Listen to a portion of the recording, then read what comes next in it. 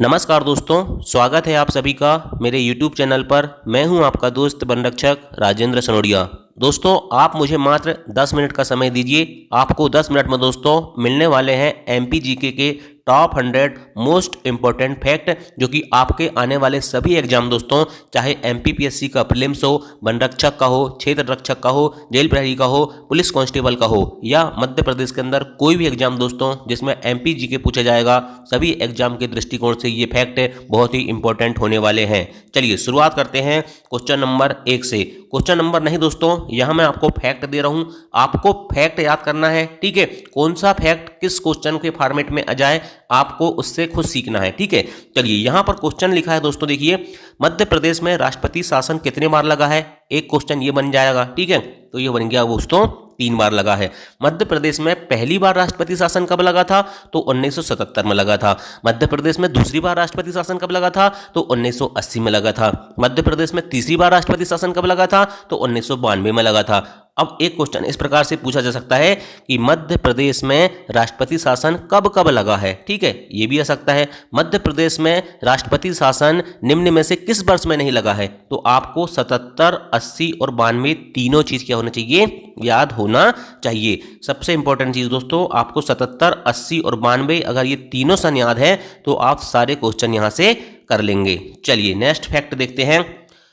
राष्ट्रपति शासन के समय मुख्यमंत्री कौन थे। ठीक है, तो देखिए प्रथम राष्ट्रपति शासन 1977 में लगा, उस समय मुख्यमंत्री थे श्यामाचरण शुक्ल जी। ठीक है, द्वितीय राष्ट्रपति शासन दोस्तों 1980 में लगता है मध्य प्रदेश में, उस समय मध्य प्रदेश के मुख्यमंत्री थे सुंदरलाल पटवा जी। और तृतीय राष्ट्रपति शासन दोस्तों 1992 में लगा, जब मध्य प्रदेश के मुख्यमंत्री थे सुंदरलाल पटवा जी। आपको सिर्फ ये याद रखना दोस्तों कि प्रथम राष्ट्रपति शासन के समय मध्य प्रदेश के मुख्यमंत्री श्यामाचरण शुक्ल थे, बाकी दोस्तों दूसरे और तृतीय राष्ट्रपति शासन के समय मध्य प्रदेश के मुख्यमंत्री सुंदरलाल पटवा जी थे। क्लियर। चलिए नेक्स्ट देखते हैं।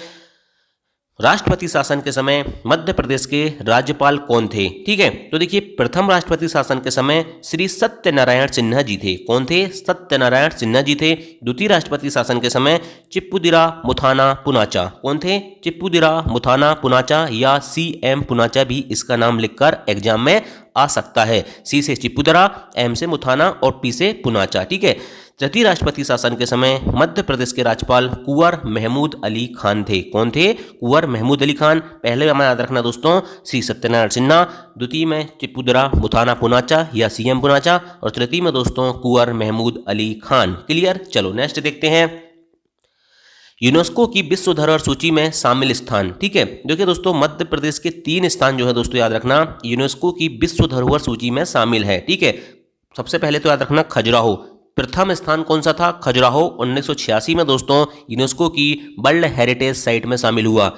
द्वितीय में दोस्तों सांची आपका 1989 3 साल बाद, और तृतीय स्थान जो है दोस्तों भीमबेटका। ठीक है, ये आपके 2003। देखिए दोस्तों प्रथम जो हुआ था आपका यूनेस्को में शामिल, उसका नाम था खजुराहो। खजुराहो किस जिले में है, आपके छतरपुर जिले में है। सांची रायसेन में है, भीमबेटका भी रायसेन में है। ठीक है, भीमबेटका की गुफाएं बहुत फेमस हैं। ठीक है, तो आपको याद होना चाहिए कि 1986 में खजुराहो, 1989 में सांची और भीमबेटका को 2003 में यूनेस्को की वर्ल्ड हेरिटेज साइट या विश्व धरोहर सूची में शामिल किया गया था। ये तीनों क्वेश्चन अलग अलग भी पूछे जाते हैं, या एक साथ भी पूछे जा सकते हैं, या पूछे सकते हैं कि कौन शामिल नहीं है, या पूछे सकते हैं कि किस वर्ष नहीं किया गया। कुछ भी क्वेश्चन पूछा जा सकता है। नेक्स्ट क्वेश्चन देखते हैं।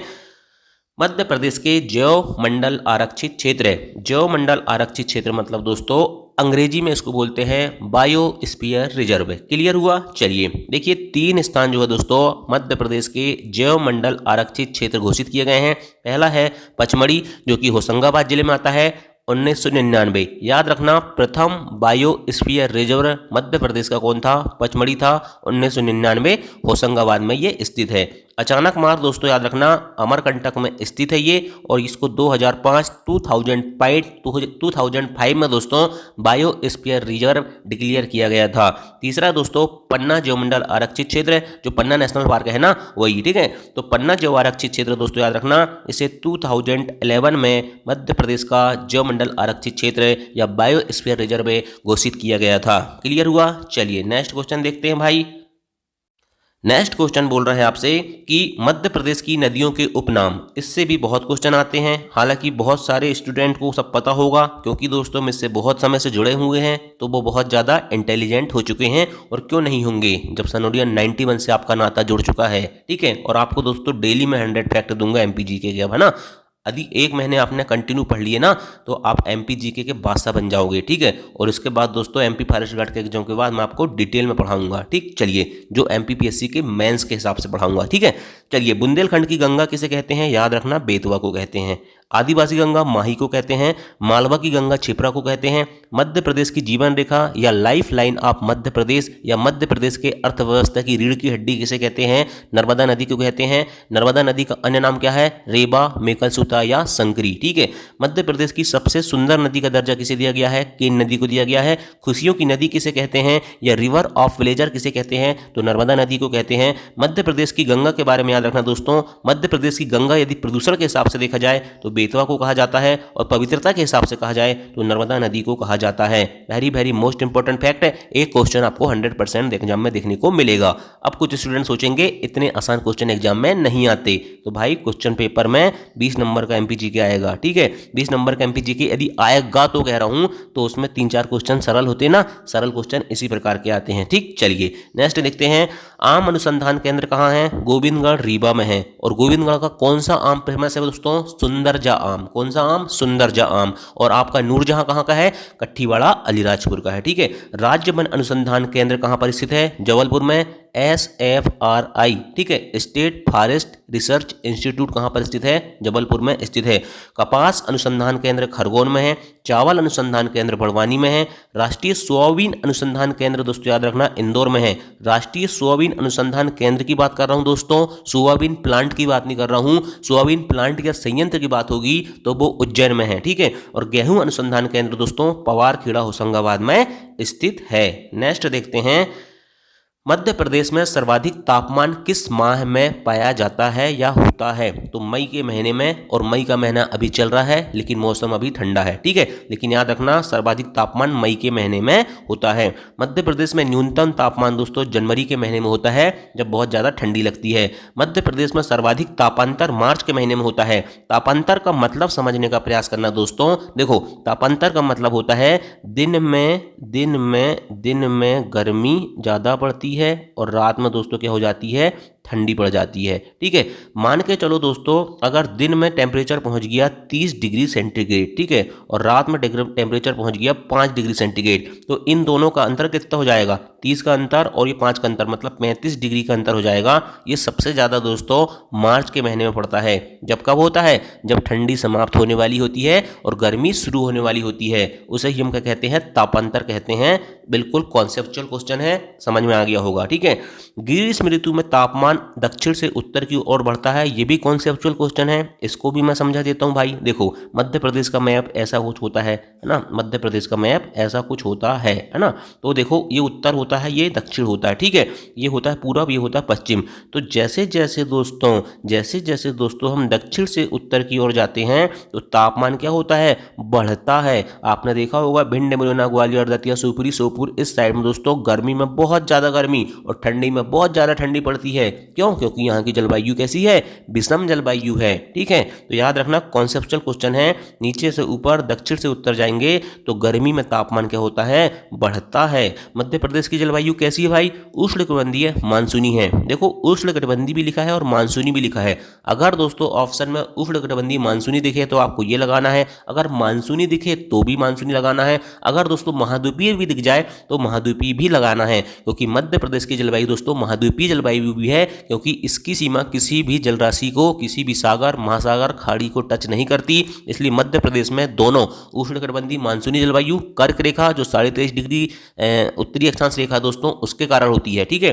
देखिए, उष्णकटिबंधीय मानसूनी जो जलवायु है ना मध्य प्रदेश की, ये 23.5 डिग्री जो कर्क रेखा है ना उत्तरी अक्षांश में, उसके कारण होती है, ठीक है। और महाद्वीपीय जलवायु दोस्तों भू आवेष्टित राज्य होने के कारण होती है, ठीक है। नेक्स्ट क्वेश्चन है, सर्वाधिक वर्षा वाला स्थान पूछे तो पचमढ़ी होती है दोस्तों, याद रखना, जो होशंगाबाद में है वहाँ सबसे ज़्यादा वर्षा होती है। लेकिन जिला पूछे दोस्तों सर्वाधिक वर्षा वाला तो बालाघाट, और न्यूनतम वर्षा वाला स्थान दोस्तों गोहद जो भिंड में स्थित है, और जिला भी दोस्तों आपका भिंड हो जाएगा।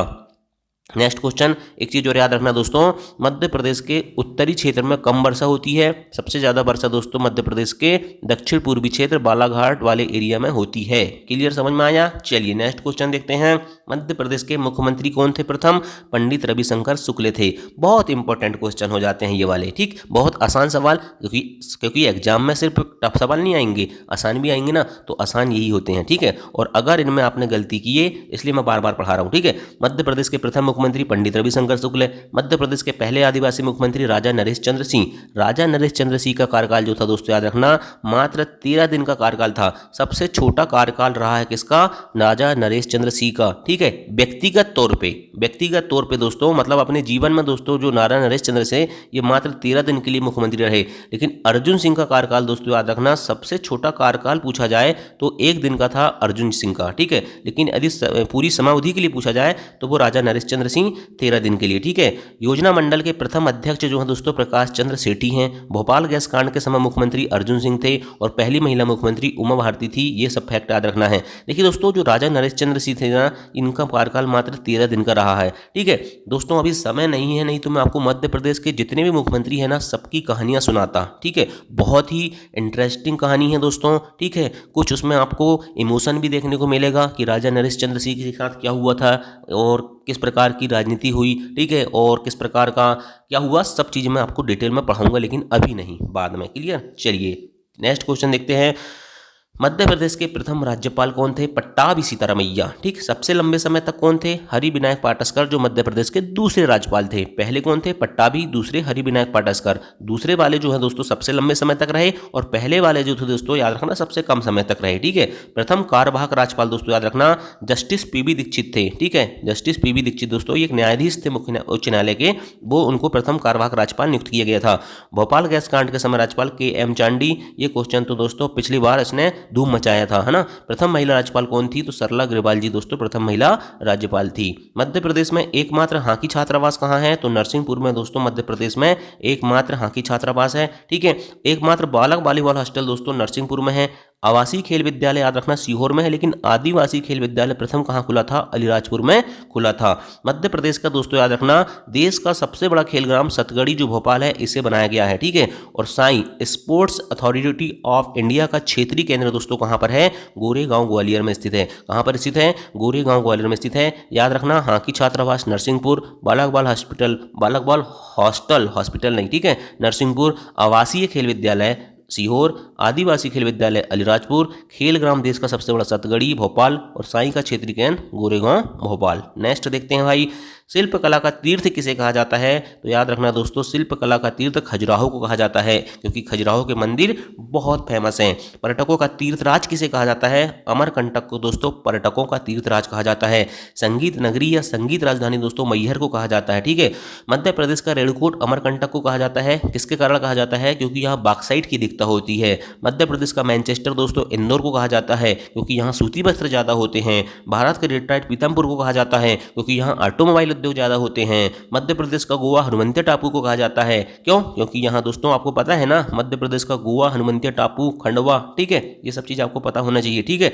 पूर्व का जिब्राल्टर किसे कहते हैं? तो पूर्व का जिब्राल्टर दोस्तों ग्वालियर को कहते हैं। Very very most important fact. Next question है, होलकर स्टेडियम कहाँ पर स्थित है? तो होलकर स्टेडियम दोस्तों याद रखना इंदौर में स्थित है, ठीक है। इसका एक नाम और है ऊषा राजे स्टेडियम। MPPSC में एक बार पूछ लिया कि ऊषा राजे स्टेडियम कहाँ पर स्थित है, किसी से नहीं बना।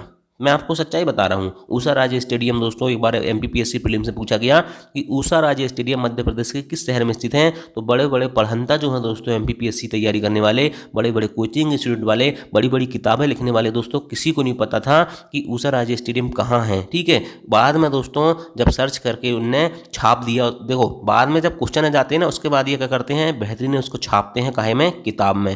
दोस्तों सब चीज़ बता रहा हूँ मैं, सब कॉपी है, सब कॉपी पेस्ट चलता है यहाँ। मैं भी कॉपी पेस्ट कर रहा हूँ, मैं भी पुस्तक से इधर उधर से कंटेंट ला के आपको बता रहा हूँ। तो यही हो रहा सब मध्य प्रदेश में, है ना, और कहीं भी होता है। तो इतना सारा चीज़ें होता है, ज्ञान का सागर है दोस्तों, कहाँ कहाँ। तो जो क्वेश्चन प्रीवियस ईयर में आते हैं ना, उन्हीं को याद करो, ठीक है। ऊषाराज स्टेडियम दोस्तों होलकर स्टेडियम का पुराना नाम है, ठीक है, इंदौर। तो ये क्वेश्चन ना किसी से नहीं बना था, बहुत कम लोगों से बना था उस समय, है ना। वो नेहरू स्टेडियम कहाँ पर है, इंदौर में है। अभय खेल प्रसाद दोस्तों याद रखना, ये भी इंदौर में है। इंदौर के ये 3 स्टेडियम काफ़ी इंपॉर्टेंट हो जाते हैं, याद रखना है। और ये जो अभय खेल प्रसाद है, ये मध्य प्रदेश का सबसे बड़ा इंडोर स्टेडियम है। अब बोलोगे सर ये इंडोर क्या होता है, इंडोर मतलब घर के अंदर, आउटडोर मतलब घर के बाहर। घर के बाहर हम क्रिकेट खेलते हैं, घर के अंदर खेल सकते हैं क्या, नहीं खेल सकते ना। इसी प्रकार से दोस्तों इंडोर में जैसे आपका टेबल टेनिस हो गया, बैडमिंटन हो गया, ये इंडोर गेम इनको खेल सकते हैं, ठीक है। जैसे आपने देखा होगा प्रो कबड्डी जो हम देखते हैं वो इंडोर गेम हो सकता है ना। चलिए, रूप सिंह स्टेडियम दोस्तों ग्वालियर में स्थित है, ठीक है। ठाकुर रमत सिंह स्टेडियम दोस्तों रीवा में स्थित है। देखिए दोस्तों, जो रूप सिंह है ना, ये हॉकी के खिलाड़ी थे, लेकिन रूप सिंह स्टेडियम ग्वालियर में जो है दोस्तों ये क्रिकेट से संबंधित है। ये क्वेश्चन एमपीपीएससी प्रीलिम्स में एक बार पूछा जा चुका है कि रूप सिंह स्टेडियम किस खेल से संबंधित है, तो क्रिकेट से संबंधित है, लेकिन रूप सिंह हॉकी से संबंधित थे और मेजर ध्यानचंद के छोटे भाई थे। मेजर ध्यानचंद जो हॉकी के जादूगर जिन्हें कहा जाता है दोस्तों, ठीक है। चलिए, Ravishankar Shukla stadium, Ranital cricket stadium, Shivaji stadium और बेलोड्रम स्टेडियम, ये सब स्टेडियम जबलपुर में स्थित है दोस्तों। मध्य प्रदेश की संस्कार राजधानी जबलपुर में स्थित है। बेलोड्रम दोस्तों याद रखना, ये साइकिलिंग से संबंधित एक चीज होती है, ठीक है, स्टेडियम होता है ना, जहां साइकिलिंग की जाती है उसे बेलोड्रम कहते हैं, ठीक है। चलिए, तात्या टोपे स्टेडियम या TT stadium, Aishbagh stadium, Lal parade ground, Babu Ali stadium, major Dhyanchand stadium, ये सब भोपाल में स्थित हैं, ठीक है। इनकी कुछ विशेषताएं हैं जिनको मैं आगे आपको अभी बताने वाला हूं। नेक्स्ट क्वेश्चन देखते हैं। प्रथम न्यायाधीश कौन थे मध्य प्रदेश के, मोहम्मद हिदायतुल्लाह। प्रथम महिला न्यायाधीश कौन थी, देखिए प्रथम न्यायाधीश नहीं दोस्तों, यहाँ प्रथम मुख्य न्यायाधीश होना था, ठीक है। प्रथम मुख्य न्यायाधीश मोहम्मद हिदायतुल्लाह थे। प्रथम महिला न्यायाधीश, देखिए महिला न्यायाधीश की बात हो रही है, मुख्य न्यायाधीश अभी तक मध्य प्रदेश में कोई भी महिला नहीं बनी है, ठीक है। तो प्रथम महिला न्यायाधीश सरोजना सक्सेना थी। प्रथम विधानसभा अध्यक्ष कुंजीलाल दुबे थे और प्रथम विधानसभा उपाध्यक्ष दोस्तों विष्णु विनायक सरवटे थे। प्रथम मुख्य सचिव दोस्तों याद रखना एच.एस. कामत थे और प्रथम महिला मुख्य सचिव दोस्तों निर्मला बुश थी और प्रथम विपक्ष के नेता कौन थे, विष्णुनाथ तामस्कर थे, ठीक है। चलिए नेक्स्ट देखते हैं। प्रथम शुष्क बंदरगाह मध्य प्रदेश का पीतमपुर धार है। प्रथम आकाशवाणी केंद्र दोस्तों इंदौर में खोला गया था। प्रथम समाचार पत्र ग्वालियर अखबार था मध्य प्रदेश का, 1840 से निकला।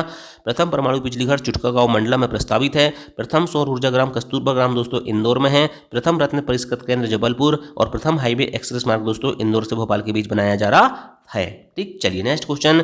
जर्मन ट्रैक सुविधा वाला स्टेडियम कौन सा है, तो वही दोस्तों तात्या टोपे स्टेडियम है, टीटे स्टेडियम दोस्तों भोपाल में जो स्थित है। जर्मन ट्रैक की सुविधा यहाँ पर उपलब्ध है। दुधिया रोशनी मतलब दोस्तों, दुधिया रोशनी क्या, कुल मिलाकर दोस्तों नाइट मैच कराना, हमको लाइट जलाना है, ठीक है, उसे ही दुधिया रोशनी कहते हैं, ठीक। दुधिया रोशनी वाला स्टेडियम रूप सिंह स्टेडियम जो ग्वालियर में है। मध्य प्रदेश में खेल संग्रहालय कहाँ पर स्थित है, याद रखना दोस्तों, Tatya Tope stadium, TT stadium दोस्तों भोपाल में क्या स्थित है, खेल संग्रहालय स्थित है। वीरेंद्र सहवाग ने दोस्तों 200 रन मारा था कहाँ पर, होलकर स्टेडियम में दोस्तों इंदौर में, वेस्ट इंडीज के खिलाफ। सचिन तेंदुलकर ने 200 रन मारा रूप सिंह स्टेडियम ग्वालियर में, किसके खिलाफ, साउथ अफ्रीका के खिलाफ, दक्षिण अफ्रीका के खिलाफ। सर्वाधिक दर्शक क्षमता वाला स्टेडियम दोस्तों रूप सिंह स्टेडियम ग्वालियर में स्थित है, जो कि क्या है, यहाँ क्रिकेट से संबंधित है, लेकिन रूप सिंह हॉकी से संबंधित थे। Next question. मध्य प्रदेश का सबसे लंबा राष्ट्रीय राजमार्ग NH46 है। मध्य प्रदेश का सबसे छोटा राष्ट्रीय राजमार्ग NH135BB है और सबसे बड़ा भौतिक विभाग दोस्तों मालवा का पठार है और सबसे छोटा भौतिक विभाग बघेलखंड का पठार है, ठीक है। चलिए, अब ये दोस्तों एक कॉन्सेप्चुअल क्वेश्चन आया है, इसको मैं थोड़ा सा मैप बना के समझाने का प्रयास करता हूँ। ये मध्य प्रदेश का मैप है, ठीक है, ऐसा कुछ मध्य प्रदेश का मैप होता है। आप ये मान के चलो, मेरे पास जगह कम है, नहीं तो मैं मध्य प्रदेश का मैप बहुत अच्छे से बना सकता हूँ, ठीक है, क्योंकि एमपीपीएससी के मेंस लिखने के लिए दोस्तों आपको मध्य प्रदेश का मैप बना के आना चाहिए, ठीक है। तो देखिए दोस्तों, ये वाला जो एरिया होता है ये मध्य भारत का पठार होता है, ठीक है। ये जो होता है मालवा होता है, इधर सतपुड़ा होता है, इधर बघेलखंड या पूर्वी पठार होता है, ठीक है, यहाँ बिंध्य का पठार होता है, ठीक है। तो यहाँ बीच में क्या होती है, नर्मदा घाटी होती है ना, तो ये चीज़ पता होनी चाहिए। तो सबसे बड़ा भौतिक विभाग मालवा का पठार होता है दोस्तों, और सबसे छोटा भौतिक विभाग जो बोल रहा है दोस्तों, तो वो जो पूर्व में आता है ना, मैंने बताया था बघेलखंड का पठार, वही होता है, ठीक। चलिए नेक्स्ट क्वेश्चन। मध्य प्रदेश की पहली खेल अकादमी दोस्तों याद रखना, महिला हॉकी अकादमी 2006 में ग्वालियर में खोली गई थी। लेकिन बैडमिंटन अकादमी याद रखना दोस्तों, ये ग्वालियर में स्थित है, कब, 2010 में खोली गई। और तीरंदाजी अकादमी दोस्तों जबलपुर में 2013 में खोली गई। और मलखंभ अकादमी दोस्तों उज्जैन में 2018 2018 में खोली गई। क्रिकेट अकादमी दोस्तों शिवपुरी में स्थित है 2016 से। ठीक है, याद रखना दोस्तों, मध्य प्रदेश पुरुष हॉकी अकादमी, मुक्केबाजी अकादमी, shooting, martial art, water sport और घुड़सवारी, ये सारी अकादमी दोस्तों भोपाल में स्थित हैं और सभी 2007 में स्थापित की गई हैं। नेक्स्ट है, दिलीप नगर किसका प्राचीन नाम था दोस्तों? दतिया का। दसपुर किसका प्राचीन नाम था? मंदसौर का। सादियाबाद किसका प्राचीन नाम था? मांडू का। भीलसा नगर किसका प्राचीन नाम था? विदिशा का। तुंडीकर किसका प्राचीन नाम था? दमोह का। और भता किसका प्राचीन नाम था? रीवा का। ये सारे फैक्ट इंपॉर्टेंट है, याद रख लेना। मुड़वाड़ा किसका प्राचीन नाम है? कटनी का। त्रिपुरी अधिवेशन जबलपुर आपको पता होगा। खानदेश बुरहानपुर का प्राचीन नाम था। काकड़ाम सांची, ये एमपीपीएससी प्रीलिम्स में पूछा गया। अवंती का किसका प्राचीन नाम था? उज्जैन और अवंती दोस्तों याद रखना, इसकी दो राजधानी हुआ करती थी, उत्तरी अवंती और दक्षिणी अवंती। उत्तरी अवंती की राजधानी उज्जैन थी और दक्षिणी अवंती की राजधानी महेश्वर होती थी। और महेश्वर किस जिले में आता है? खरगोन जिले में आता है। नेक्स्ट क्वेश्चन, मुख्यमंत्री निवास कहाँ है? श्यामला हिल्स भोपाल में है। भोपाल 5 पहाड़ी पर बसा है। ठीक है, राज्य सचिवालय कहाँ पर है? वल्लभ भवन भोपाल में है। विधानसभा भवन दोस्तों इंदिरा गांधी विधान भवन भोपाल में है। राज्य मानव अधिकार आयोग का नाम है पर्यावास भवन भोपाल। राज्य विद्युत मंडल शक्ति भवन का नाम इसका है जबलपुर में। मध्य प्रदेश भवन दोस्तों याद रखना, ये दिल्ली में स्थित है। ठीक है, मध्य प्रदेश भवन दिल्ली में स्थित है। ठीक है, अब दोस्तों मध्य प्रदेश के लोगों को रुकने के लिए दिल्ली में भी जगह चाहिए ना, तो ये मध्य प्रदेश भवन कहाँ पर है? दिल्ली में है। ठीक, चलिए, राज्य संचालनालय दोस्तों विंध्याचल भवन भोपाल को कहते हैं और उच्च शिक्षा विभाग सतपुड़ा भवन भोपाल। अब ये उच्च शिक्षा विभाग वाला मत बोलना कि सतपुड़ा कैसे याद होगा, आपकी मार्कशीट में लिखा रहता है ना। चलिए नेक्स्ट देखते हैं, मालवा का पठार इंपॉर्टेंट चीज़ हो जाती है दोस्तों, याद रखना। मालवा का पठार की जलवायु सम है, मतलब यहाँ ना तो ज़्यादा गर्मी पड़ती ना ज़्यादा ठंडी पड़ती है, बहुत अच्छी खेती होती है। और फायान दोस्तों, ठीक है, फायान एक यात्री आया था दोस्तों, उसने मालवा की जलवायु को सर्वश्रेष्ठ जलवायु कहा है। किसने कहा है? फायान ने कहा है ना, या और किसी ने कहा है? बताइए, मुझे कमेंट करके बताना कि किसने दोस्तों मालवा की जलवायु को सर्वश्रेष्ठ जलवायु कहा है। काली मिट्टी पाई जाती है यहाँ पर, ठीक है, जो सोयाबीन, कपास और गेहूं के लिए सबसे ज़्यादा अच्छी होती है। ठीक है, मालवा के पठार के बीचों बीच से कर्क रेखा गुजरती है, 23.5 डिग्री उत्तरी अक्षांश रेखा, जो मध्य प्रदेश के 14 जिलों से होकर गुजरती है। और मध्य प्रदेश का एक संभाग भोपाल जिसके 5 जिलों से होकर गुजरती है कर्क रेखा। अच्छा, मालवा के पठार में 3 चोटी हैं, सिगार, जानापाव, धजारी, ये तीनों इंदौर में स्थित हैं। इस बात को भी आपको याद रखना है। और मालवा के पठार की सबसे ऊंची चोटी कौन सी है? Cigar, 881 metre. चलिए नेक्स्ट देखते हैं, मध्य प्रदेश के क्षेत्रफल में दोस्तों याद रखना, सर्वाधिक क्षेत्रफल में काली मिट्टी पाई जाती है। लाल पीली मिट्टी पूर्वी मध्य प्रदेश बघेलखंड में पाई जाती है। मिश्रित मिट्टी बुंदेलखंड और विंध्याचल क्षेत्र में पाई जाती है। और जलोढ़ मिट्टी दोस्तों चंबल और नर्मदा घाटी में पाई जाती है। मिट्टी से संबंधित बहुत इंपॉर्टेंट फैक्ट हैं, कौन से क्षेत्र में कौन सी मिट्टी पाई जाती है, सारी चीज़ें याद रखना। ठीक, चलिए नेक्स्ट क्वेश्चन देखते हैं, मध्य प्रदेश की पहली खेल की नीति 1989, नवीन खेल नीति 2005। पारसी क्रिकेट क्लब दोस्तों 1890 में इंदौर में बनाया गया और क्रिकेट से संबंधित है ये क्लब। मध्य प्रदेश की पहली खेल पत्रिका खेल हलचल थी, 1915 से इंदौर से प्रकाशित होती है। होलकर क्रिकेट एसोसिएशन 1941 में इंदौर में स्थापित। बैडमिंटन एसोसिएशन 1946 जबलपुर और टेबल टेनिस एसोसिएशन 1957 जबलपुर। याद रखना कि बैडमिंटन एसोसिएशन और टेबल टेनिस एसोसिएशन की बात कर रहा हूँ, कुछ लोग अकादमी की बात करते हैं फिर बाद में कमेंट करके बताते हैं कि सर आपने जबलपुर कैसे बता दिया। मैं एसोसिएशन की बात कर रहा हूँ, ये 1946 में जबलपुर में स्थापित किया गया था और ये 1957 में जबलपुर में स्थापित किया गया था। लेकिन वर्तमान समय में दोस्तों ये दोनों शिफ्ट होकर कहाँ हो गए हैं? इंदौर में हो गए हैं। ठीक, चलिए नेक्स्ट देखते हैं। अब दोस्तों ये आपका हो गया सेशन एंड, ठीक है, लगभग 22 मिनट का वीडियो बन चुका है ना। लेकिन आपको एक चीज़ याद रखना है दोस्तों, इस क्वेश्चन का आपको कमेंट बॉक्स करके बताना है कि ऊषा राजे स्टेडियम, ठीक, मध्य प्रदेश के किस शहर में स्थित है। मैंने जितना पढ़ाया तो मैं देखना चाहता हूं कि आपको दोस्तों मेमोरी में कितना फिट हुआ है। ठीक है, तो ऊषा राजे स्टेडियम कहाँ पर स्थित है ये कमेंट करके बताना। और दोस्तों इसके बाद आपका हो जाता है थैंक यू, जय हिंद, जय भारत। वीडियो पसंद आया होगा तो लाइक करना आपके ऊपर है। थैंक यू, जय हिंद, जय भारत।